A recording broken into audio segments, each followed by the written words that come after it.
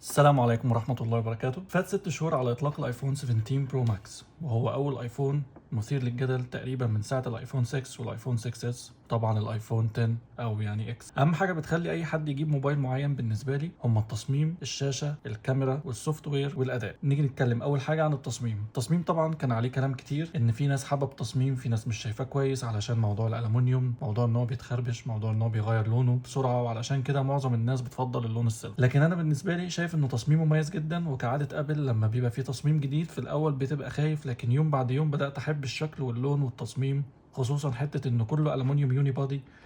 كنت افضل قبل كده ان هو كان يكون يوني بودي من التيتانيوم علشان يبقى بريميوم اكتر وما يبقاش فيه رجوع للالومنيوم، لكن بشكل عام التصميم عاجبني، حتى مسكته الكاميرا بلاتو شكلها مدي للموبايل فخامه وقوه. وبالنسبه للالوان كنت افضل ان فيه يبقى لون اسود، لكن اكيد طالما ابل كنسلت الاسود يبقى اكيد كان بيتخربش اسوأ بكتير من لون الجيت بلاك لو حد فاكره في الايفون 7. تاني حاجه نتكلم عنها هو الديسبلاي. الشاشه هنا بنتكلم عن تحديث حتى ممكن يكون ملحوظ عن الايفون 16. الايفون 17 برو ماكس بيجي بشاشه بحجم 6.9 بوصه مع حواف اقل من ملي ونص، شاشه بدقه 2868 ب 1320 وبكثافه 460 بكسل لكل بوصه. المختلف هنا حاجتين مهمين جدا، اولهم ان ده بيجي بمعدل سطوع 3000 شمعه، وده بيفرق جدا عن الايفون 16 وال15 برو ماكس اللي بيجوا بمعدل سطوع 2000 شمعه. تاني حاجه انه بيجي بطبقه حمايه سيراميك شيلد 2، دي المفروض ان هي بتكون اقوى مرتين من الجيل اللي فات في الايفون 16 والايفون 15، وفي طبقه انتي ريفلكتيف كود ملحوظه بشكل مش كبير وبينه وبين الاجيال اللي فاتت من الايفون، يعني اكيد هي موجوده بس مش بنفس الشكل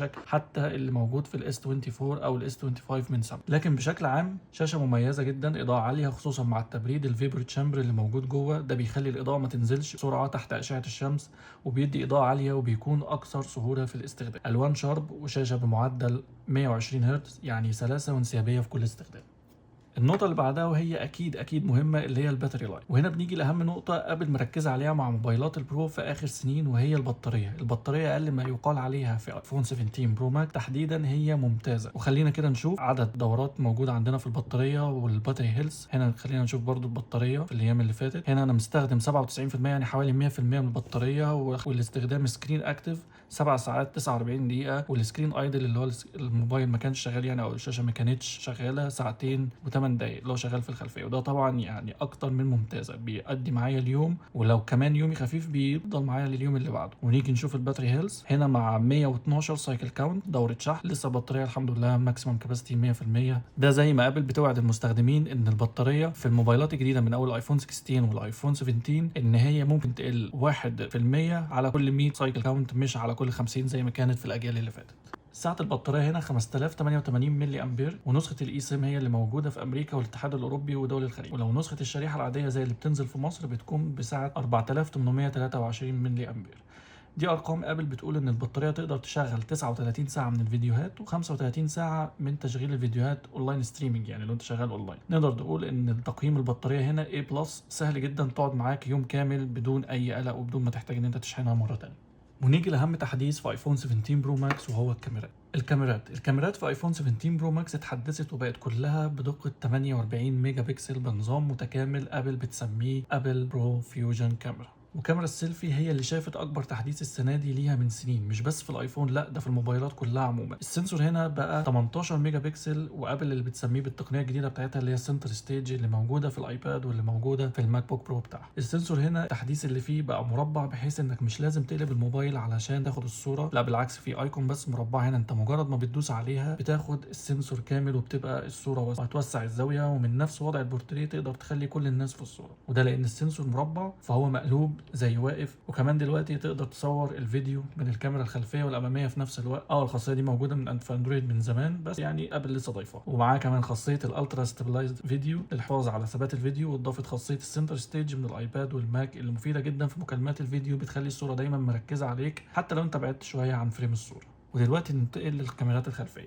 الكاميرا الاساسيه معانا بتيجي بجوده 48 ميجا بكسل، تدينا الزوم العادي عند 1x وبثلاث ابعاد مختلفه للصوره عند 24 و28 و35، وهي اللي بتعمل 2x زوم بالديجيتال كروب، وده طبعا لان حجم السنسور كبير، ومع المعالج بيدي المرونه لتغيير البعد وعمل الديجيتال كروب كله من نفس السنسور، يعني انت تقدر تاخد صور عند 24 ملم و28 و35. الصور ممتازه جدا عند 24 و28 و35، وكمان ال 2x بالنهار وبالليل بتدينا تدرج وتباين الوان مع مع معالجة السطوع بشكل ممتاز جدا. البورتريه بيعالج الحواف سواء للاشخاص او الاشياء كويس جدا. نيجي للكاميرا التانية معانا وهي كاميرا الالترا وايد. دي بتدينا زوم عند 0.5 ودي الزاوية الواسعة، وكمان بتشتغل ماكرو كاميرا خرافية وبجودة مذهلة، وتفاصيل التفاصيل بتبان معاك، وبتشتغل بشكل تلقائي اول ما بتقرب من الحاجة اللي عايز تصورها. صور واضحة، معالجة الصور والالوان قريبة بشكل كبير من الكاميرا الاساسية سواء الالترا وايد او الماكرو. تالت كاميرا معانا ودي اللي شافت اكبر تحديث السنه دي، وهي كاميرا الزوم اللي حصلت على تحديث، وهو السنسور ال 48 ميجا بكسل زي باقي الكاميرات، وبكده بقى عندنا السيستم كله 48 ميجا بكسل. السنه دي كاميرا الزوم خرافيه، وبرغم ان الاعدادات ليها بتديك 4 اكس زوم مش 5 اكس زي ال 15 وال 16 برو ماكس من السنه اللي فاتت، هنا 4 اكس زوم بس هنا ال 4 اكس زوم كلهم عدسه، يعني ده اللي طالع من السنسور نفسه وطالع من اللينس نفسها بتاعه الموبايل، مش طالع من ديجيتال كروب زي ال 15 وال 16 برو. فمعنى كده ان بقى معاك 4 اكس زوم من العدسه نفسها اللي هي البريسكوب، ولسه معاك الديجيتال كروب بتاعها اللي هو 8 اكس. فانت كده بقى معاك يعني يعتبر انت بتصور بنفس العدسه مرتين، واحده عند 4 اكس واحده عند 8 اكس. دي الميزه اللي ضافوها السنه. هنا الكاميرات كلها مرتبطه بنفس البورد، وتقدر تقول كلها كده ان هي سيستم واحد، تقدر تكلم نفسها بنفس اللغه وتظبط الصور قبل ما تروح حتى للبروسيسور، وده بيدينا اداء افضل ومعالجه صور افضل واسرع بكتير. أداء كاميرات الآيفون كنظام متكامل هو الأفضل حاليا من حيث جودة الصور سواء في النهار أو بالليل، داخلية أو خارجية، وحتى كمان الفيديو. خلينا نتفق إن كاميرا الآيفون في الفيديو تعتبر من أفضل الكاميرات إن لم تكن الأفضل. ممكن يكون في بعض الهواتف أفضل رقميا من الآيفون، لكن أنا هنا بتكلم عن الفيديو العادي جدا اللي أي شخص هيطلع الموبايل ويصور فيديو هيديله أفضل معالجة للإضاءة والسطوع والألوان بشكل تلقائي، هيقدر يطلع أحسن صورة. وكمان في شوية فيتشر اتضافت للناس البرو زي ابل برو ريز او لوك 2، بس دي قصة تانية وليها تفاصيل تانية يعني خالص مش مكانها في الفيديو. أنا بعد كده ننتقل للأداء. بالنسبة للأداء، أداء الآيفون 17 برو ماكس معاه شريحة A19 برو، ده بيجي بمعمارية 3 نانومتر. طبعا أكيد في أرقام كتير بتقول إن هو أسرع شريحة، وبتتقارن مع ال A18 برو من ال 16 برو ماكس أو كوالكوم سناب دراجون 8 إليت جين 5. الارقام كتير ومهمه، بس الاهم هو الاداء الفعلي للمستخدم اليومي، وده حقيقي انا لاحظت ان في تحسن ملحوظ عن ال 16 برو ماكس في اداء المهام اليوميه والمعالجات العاديه زي الويب براوزنج او برامج التواصل الاجتماعي. المحادثات سريع ومعالجه الصور بتكون فيه اسرع. بس الاكتر ملاحظه واللي بيخلي احساس ان ال 17 برو ماكس اسرع من الايفون اللي فات هو الاداء المستمر، بمعنى ان ال 17 برو ماكس بيقدر يقدم اداء ممتاز لفتره اطول تحت الضغط ومع ارتفاع درجه الحراره، افضل من منافسيه والايفون 16، وده بسبب الفيبر تشامبر من جوه. وده اكيد ابل مش بتخترعها، لكن هنا ادائها فعلا ملحوظ، ومقارنه بموبايلات سامسونج او منافسين من الاندرويد اللي بتستخدم فعلا نفس التقنيه. استنتاج شخصي بالنسبه لي ان هو ده ممكن يكون بسبب تصميم ال 17 برو ماكس اللي هو عليه اصلا كلام كتير، بس اختيار ابل فعلا للالومنيوم ممكن يكون اختيار جه في محله، لان هو اسرع بكتير في فقد الحراره من التيتانيوم والستانلس ستيل اللي كانت بتستخدمه قبل كده. يعني هو ممكن يسخن معاك بسهوله، ممكن تحت اشعه الشمس هتلاقيه بيسخن معاك، بس هو في نفس الوقت بمجرد اي حاجه هتبرده هيفقد الحراره اللي هو اكتسبها برده بسهوله، وده بيخليه يقدم اداء مستمر بشكل افضل من منافسيه. وده بالنسبه لي اصلا تصميم اليوني بودي، علشان كده بيكون افضل. دي وجهه نظر شخصيه ان اي تصميم يوني بودي بالنسبه لي افضل من تصميم الساندوتش جلاس اللي بقى في كل الموبايلات دلوقتي. ونيجي للسوفت وير. السوفت وير اكتر نقطه كونتروفيرجال في الايفون 17 برو ماكس، مش بس في ال 17، لا ده في كل الموبايلات اللي بتدعم اي او اس 26 بلغه التصميم الجديده اللي ابل بتدعمها الكام سنه الجايين، اللي هي الليكويد جلاس. تصميم السوفت وير حلو، في شغل كتير، لكن طبعا احنا كلنا عارفين ومجربين من ساعه ويندوز فيستا لما التركيز كله بيبقى على الفيجوالز وواجهه المستخدم بيبقى على حساب الاداء بشكل عام وسلاسته. الانيميشنز حلو بس لاج كتير. تصميم الزجاج السائل ده ليكويد جلاس مبهج وجميل، وكذلك بتستخدم حاجه من المستقبل بتحس بيها، بس ساعات كتير بتهنج معاك.